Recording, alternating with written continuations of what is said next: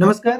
आज 15 दिसंबर 2024 को पेपर एक में जो सीटीटी की परीक्षा में गणित का जो पेपर हुआ था उसमें आपने क्या किए कैसा किए आप अपने आंसर चेक कर लीजिए। तो फटाफट क्या करेंगे, ओटी सर आपको जितने भी आंसर है ये सीटीटी पेपर एक के, बस आपको ये बता दूं कि हमारे पास में जो सेट है वो जे है। आपके पास अगर कोई दूसरा सेट होगा तो प्रश्न का सीक्वेंस क्या हो सकता है, अलग अलग हो सकता है। जिनके पास में सेट जे मिल गया समझ लीजिए उनको जैकपॉट मिल गया। तो चलो आंसर करते हैं कि संख्या एक दी है में 5 और 7 के स्थानिक मानों का अंतर क्या है। इसको अगर आप सही अगर आंसर निकालोगे भाई साहब तो आंसर नंबर 1 आ जाएगा। उसके बाद में दूसरा प्रश्न देखते हैं हम कि यहाँ पर ये बोला है कि विद्यार्थियों को भाग की समस्या हल करने में कठिनाई आती है क्योंकि सास भी कोई वो है जी, बिल्कुल नहीं। क्योंकि ये जो पहला आंसर है भाग की समस्या हल करने के लिए यहाँ से कहे कि विद्यार्थी जमा घटा गुना अच्छा तरीके से करना जान ले, बिल्कुल सही जवाब होगा। उसके बाद में the smallest 4 digit number which is multiple of 6, 7 and 4, यानी 4 अंकी का वह न्यूनतम संख्या जो 6, 7 और 4 का गुणज है निम्न में से कौन सा है, तो ये 1008, बिल्कुल सही है। अब आप बोलोगे सर यहाँ पर पहले से उत्तर लिखे, नरे भाई साहब ये हमारे एक बहादुर बच्चे का पेपर है जो 15 तारीख को पेपर करके आया है और हमें पेपर दिया। लो जी सर बोले हमने आपके वीडियो देखे बोले और करे बोले, देखो कितने बहुत सारे सही उत्तर दिया है, अभी तक तो सही उत्तर दिया है, देखते हैं आगे में क्या होता है। ठीक है, तो भिन्नों की अवधारणा के संदर्भ में निम्नलिखित में से कौन सा कथन सत्य नहीं है। तो यहाँ पर जो 4 नंबर है ये जी नहीं जी, ये गलत हो गया। यहाँ जो पहला है यह एक पूर्ण का वह भाग निरूपित करता है जो कि 1 से बड़ा हो, इसका क्या होगा, सही जवाब होगा। कोई बात नहीं, एक आध होता है, छोटे छोटे देश में बड़े बड़े देश में छोटी छोटी बातें होते रहती है, कोई बात नहीं। तो हम ये बोल रहे थे कि आप अगर हमारे चैनल पर नए होंगे तो बस भाई साहब ओटी सर के ओवर टाइम को आप क्या कर लीजिए, सब्सक्राइब कर लीजिए। और हमारे बताने का आंसर बताने का तरीका, भाई साहब ऐसा ही पेपर देकर बड़ा थक जाते हैं, थोड़ा सा क्या कर लेते हैं, मौज मस्ती में आंसर देख लेते हैं। चलो, तो गणित की कक्षा में मुक्त सिरे वाले प्रश्नों को समाकलित करने के लिए निम्नलिखित में से क्या सबसे अधिक उपयुक्त है। ये इसका जो आंसर है अपने क्या करे हो, तो बिल्कुल सही करे हो। ये प्रश्न विद्यार्थियों में आलोचनात्मक चिंतन का विकास करते ही उसका क्या हो जाएगा, सही जवाब हो जाएगा। चलो ठीक है। उसके बाद में जैस्मिन ने कहा, क्या बात है, क्या कहा जैस्मिन ने कहा, एक आयत में विपरीत भुजाओं के 2 युग्म समानांतर होते हैं, एक वर्ग में भी विपरीत भुजाओं के 2 युग्म समानांतर होते हैं और उसी प्रकार एक समानांतर चतुर्भुज में भी, इसलिए आयत और वर्ग दोनों ही समानांतर चतुर्भुज होंगे। तो जैस्मिन वेन हेले के सिद्धांत के जो ज्यामितीय चिंतन के रिक्त स्थान पर है, बताओ कौन सा होगा। तो इसका जो सही जवाब हो जाएगा यह क्या हो जाएगा, रिलेशनशिप होगा भाई साहब, संबंधों की समझ होगा। यहाँ पर एनालिसिस नहीं होगा तो क्या होगा, रिलेशनशिप होगा। ऑप्शन नंबर 2 होगा इसका सही आंसर। अब आप ये मत बोलना कि सर आप क्वेश्चन क्यों पढ़ते हो, भाई साहब आपके पास में अलग अलग क्या है, सेट हो सकते हैं। आपके प्रश्न चेक करने के लिए हम क्या कर लेते हैं, प्रश्न चेक कर लेते हैं। फिर 9 kg में से 7 kg और 7 ग्राम को घटाने पर क्या प्राप्त होगा, ये बड़ा ही 1 नंबर वाला प्रश्न आया था।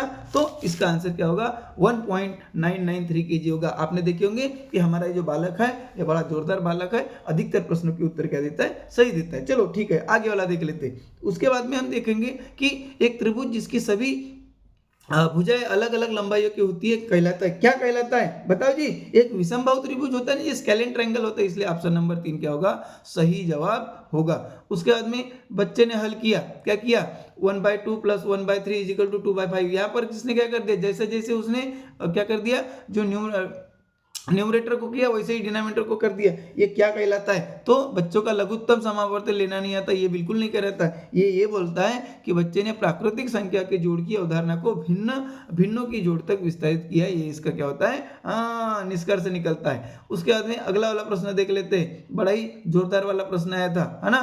कोई प्राथमिक कक्षा के लिए गणित के शिक्षक ने, अजी ये पहले पेपर में भी आया था, 14 तारीख को भी आया था, हाँ 14 तारीख को भी हमने बताया था। तो इसका जो सही आंसर होगा ये 4 नंबर नहीं होगा जी, ये 2 नंबर होगा। विद्यार्थियों ने समस्या हल करने के लिए योग पर विभाजन के विपरीत नियम का उपयोग किया है, क्योंकि यही क्या है, सबसे उपयुक्त है। उसके बाद में आगे वाला प्रश्न देख लेते हैं कि आंकड़ों का प्रबंधन, ये वाला जो आंसर है इसका सही जवाब क्या होगा, तो आंकड़ों का आलोक द्वारा प्रदर्शन करना, ये इसका क्या हो जाएगा, ऑप्शन नंबर 1 सही जवाब हो जाएगा। उसके बाद में आगे वाला प्रश्न देखते हैं कि आगे वाला प्रश्न क्या बोलता है कि गणित की कक्षाओं में निम्नलिखित में से कौन सा रचनात्मक आकलन के बारे में सबसे कम उपयुक्त है, सबसे कम उपयुक्त है यहाँ पर बोला है, तो इसका जो सही आंसर हो जाएगा वहाँ 4 हो जाएगा। यह संचयी मूल्यांकन उपलब्ध कराता है जो कि बच्चों को श्रेणीबद्ध करने में सहायता करता है। इसका क्या हो जाएगा, सही जवाब हो जाएगा। उसके बाद में 31 से 60 तक के बीच की अभाज्य संख्याओं का योगभाज। अरे आपको 1 से 100 तक अभाज्य संख्या मालूम रहना चाहिए। तो 31 से 60 के बीच की अभाज्य संख्याओं का क्या हो जाएगा, जोड़ क्या हो जाएगा। तो इसका सही जवाब हो जाएगा 280, बिल्कुल सही जवाब।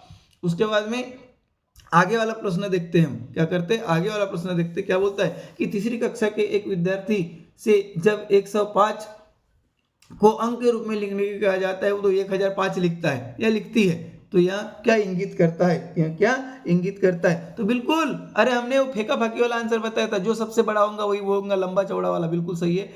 ये तो सही है। इसे स्थानीय मान की अवधारणा को समझने और सहायता की आवश्यकता है, ये बिल्कुल सही जवाब है। निम्नलिखित में से किस अक्षर की दो सममितीय रेखाएं है। तो इसका क्या होगा, अरे भाई साहब ये देखो ना जी, एच कैसा भी ऐसा भी बन सकता है, ऐसा भी बन सकता है, तो यही उसका क्या हो जाएगा, सही जवाब हो जाएगा। हमारा जो बालक है 1 नंबर बिल्कुल मैक्सिमम आंसर, प्रश्नों के आंसर क्या कर रहा है, सही दे रहा है। सही है बेटा, लगे रहो। उसके बाद में सबसे उपयुक्त संज्ञानात्मक कौशल क्या है जो विद्यार्थियों को विशेषताओं और गुणों के अनुसार आकृतियों को पहचानने और उनका समूह बनाने में मदद कर रहा है। तो इसका जो सही जवाब हो जाएगा वहाँ सही जवाब क्या हो जाएगा, क्लासिफिकेशन, वर्गीकरण हो जाएगा। ये बच्चा जैसा है, सबसे पहले हमारा पाव पड़ा, बोले गुरुदेव आपने जो बताया था वैसा ही हमने की, हाँ धन्य हो गए बोले, ठीक है। तो उसके बाद में आगे वाला प्रश्न देखते हैं कि कुछ अंक है 5, 9, 0, 2, 4, 8, है ना। तो इनकी बिना पुनरावृत्ति के 6 अंकों की बनाई जा सकने वाली सबसे बड़ी और सबसे छोटी संख्या का योग है। सबसे बड़ी और सबसे छोटी संख्या आप करोगे तो ऑप्शन नंबर 4 क्या हो जाएगा, सही हो जाएगा, बिल्कुल सही जवाब। उसके सामने वाला क्वेश्चन लेते हैं कि राधा सोमवार, बुधवार, शुक्रवार को प्रतिदिन 3 किलोमीटर 725 14 तारीख को भी आया था जी, है ना। तो इसका आंसर क्या होगा, तो इसका आंसर वही होगा 15.193 किलोमीटर हो जाएगा। बिल्कुल सोमवार से शुक्रवार तक कुल जो दूरी जो तय की गई थी 4 नंबर वाली हो जाएगी। चलो ठीक है। उसके बाद वाला हम देखते हैं। उसके बाद वाला क्या है, जो एक पैटर्न दिया है 12, 14, 17, है ना। उसके बाद में 13, 8, 3, ये जो पैटर्न दिया हुआ है, ये जो क्या दिया हुआ है, पैटर्न दिया हुआ है। यहाँ पर बताओ कि रिक्त स्थान में क्या आएगा बोलता है। तो इसका बिल्कुल सही जवाब क्या आएगा, रिक्त स्थान में इसका बिल्कुल सही जवाब क्या आएगा, वही 13 और 4 आ जाएगा। हाँ, पहले बढ़ाता है और उसके बाद में फिर घटाता है। चलो ठीक है जी। उसके बाद में चौथी कक्षा के बच्चों के क्षेत्र में अवधारणा से परिचित कराने का सबसे प्रभावी तरीका कौन सा, सबसे प्रभावी तरीका बोला है। तो यहाँ पर जो सबसे प्रभावी तरीका है वो है टेसिलेशन है, टाइलिंग है जी। ये आपका जो फार्मूला बेस्ड मेथड ये नहीं है, है ना। तो क्या हो जाएगा, टेसिलेशन हो जाएगा या टाइलिंग मेथड हो जाएगा। चलो ठीक है जी, कोई बात नहीं, होता है, बड़े बड़े देश में छोटी मोटी बातें होते रहती है, कोई बात नहीं। फिर से हम देख लेते हैं। प्रश्न क्या बोला है, 201 के पूर्ववर्ती और 4781 के परवर्ती का गुणनफल, पहले और बाद वाली का गुणनफल क्या होगा। अरे बाप रे, आपने कर दिया क्या, गुणनफल क्या होगा। तो इसका जो सही गुणनफल होगा वह कितना हो जाएगा, कितना हो जाएगा बताइए, कितना हो जाएगा, 95,64,000 नहीं, 9,56,400 हो जाएगा। Option number 2। हाँ, हमारा बालक ने बिल्कुल सही करके आया है। उसके बाद में आगे वाला प्रश्न देखते हैं। आगे वाला प्रश्न देखते हैं, राष्ट्रीय शिक्षा नीति 2020 गणित और कंप्यूटेशनल सोच के महत्व को बढ़ावा देती है। क्योंकि शास्त्रिकों की बहुत ही जी बिल्कुल नहीं, ये थोड़ा सा गलत हो गया जी। क्योंकि यह AI मशीन लर्निंग, डेटा और साइंस आदि जैसे उभरती हुई तकनीकों का आधार है। भाई साहब, अगर आपने 14 तारीख के भी हमारे अगर क्वेश्चन के आंसर दे दिए थे, क्योंकि 14 तारीख के क्वेश्चन के आंसर हमने ऐसा पटापटा नहीं बताए थे, थोड़ा सा उसका डिस्क्रिप्शन भी करे थे, क्योंकि 15 तारीख को आने वाले बच्चों की क्या हो जाए, तैयारी भी हो जाए। अभी तो अगली बार देखेंगे, इसलिए हम क्या कर रहे हैं, सिर्फ उत्तर बता रहे हैं। तो सही विकल्प चुनिए, ऐसा यहाँ पर बोला है, सही विकल्प चुनिए ऐसा बोला है। तो यहाँ पर इसका जो सही विकल्प आएगा, ये जो हमारे बालक ने किया यही है। 10 बच्चे इस तालिका में दिए गए किसी भी फूल को पसंद नहीं करते, क्योंकि यहाँ पर 10 का क्या है टोटल और उसका क्या है डिफरेंस है, तो बिल्कुल वही हो जाएगा। तो उसके बाद में आगे वाला प्रश्न देखते हैं, क्या करते हैं, आगे वाला प्रश्न देखते हैं कि राष्ट्रीय पाठ्यचर्या रूपरेखा 2005 के अनुसार गणित के शिक्षकों को इस और ध्यान केंद्रित करने की जरूरत है। क्या, किस और ध्यान केंद्रित करने की जरूरत है। तो पहला और दूसरा ही क्या हो जाएगा, इसका सही जवाब हो जाएगा, यानी ये और भी इसका क्या हो जाए, सही जवाब है। अब भाई साहब एक्सप्लेन करके क्या फायदा, क्योंकि हाँ पराक्रम तो करके आए हो। उसके बाद में 4/7 प्लस 5/14 माइनस 7/8 का मान कितना होगा, बोलते हैं मान कितना होगा, मान कितना होगा, तो इसका मान क्या हो जाएगा 3/56 हो जाएगा, 5/28 नहीं होता बेटा, थोड़ा सा गड़बड़ कर दिया होगा रे, चलो ठीक है कोई बात नहीं। उसके बाद में आगे वाला देखते हैं, क्या करते हैं आगे वाला देखते हैं। तो आगे वाला ये है कि निम्न में से किसकी एक निश्चित लंबाई होती है, एक निश्चित लंबाई, रेखाखंड, बिल्कुल सही जवाब भाई साहब, हाँ रेखाखंड जिसे हम क्या बोलते हैं, लाइन सेगमेंट बोलते हैं। उसके बाद में यहाँ पर कुछ लंबे चौड़े और मोटे पतले के जो ब्लॉक में किया, क्या करेंगे, ये ऊपर वाले को नीचे वाले से क्या करते थे, डिवाइड कर देते हैं। हाँ समान इसमें करने के बाद में आपका आंसर क्या आना चाहिए, तो आपका आंसर आना चाहिए 40, आपका आंसर क्या आना चाहिए 40 आना चाहिए। सही जवाब होता है क्या 40 बिल्कुल क्या होगा, इसका सही जवाब होगा।